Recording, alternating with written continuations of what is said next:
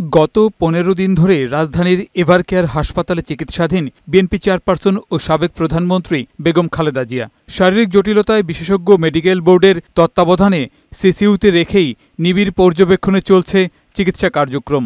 Medical বোর্ডে যুক্ত আছেন ঢাকার চিকিৎসকদের পাশাপাশি চীন ও যুক্তরাজ্য থেকে আসা বিশেষজ্ঞ দল। হাসপাতালে চিকিৎসকদের সাথে সার্বিক সমন্বয় করছেন পুত্রবধূ ডাক্তার জুবাইদা রহমান। লন্ডন থেকে সার্বক্ষণিক খোঁজ রাখছেন বেগম জিয়ার বড় ছেলে তারেক রহমান।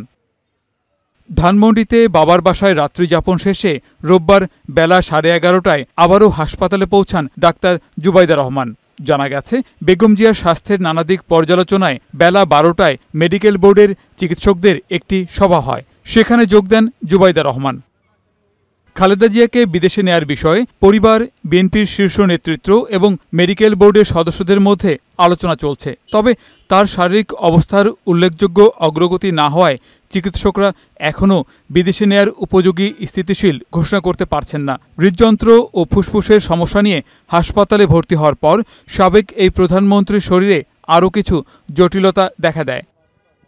এদিকে বিএনপি চেয়ারপারসন বেগম খালেদা জিয়াকে উন্নত চিকিৎসার জন্য লন্ডনে নেওয়ার জন্য কাতারের সহায়তায় জার্মানি থেকে যে বিশেষ এয়ার অ্যাম্বুলেন্সটি আনার উদ্যোগ নেওয়া হচ্ছে, সেটি আগামী মঙ্গলবার ঢাকায় পৌঁছানোর কথা রয়েছে। বেসামরিক বিমান চলাচল কর্তৃপক্ষের তথ্যমতে বিশেষ এয়ার অ্যাম্বুলেন্সটি ৯ ডিসেম্বর ঢাকায় অবতরণ এবং ১০ ডিসেম্বর লন্ডনের উদ্দেশ্যে উড্ডয়নের জন্য ফ্লাইটসূচির আবেদন করেছে।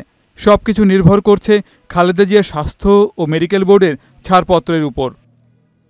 বিএনপি চেয়ারপারসন ও সাবেক প্রধানমন্ত্রী বেগম খালেদা জিয়ার সুস্থতায় দেশবাসীর কাছে দোয়া চেয়েছেন বিএনপি ও তার পরিবার।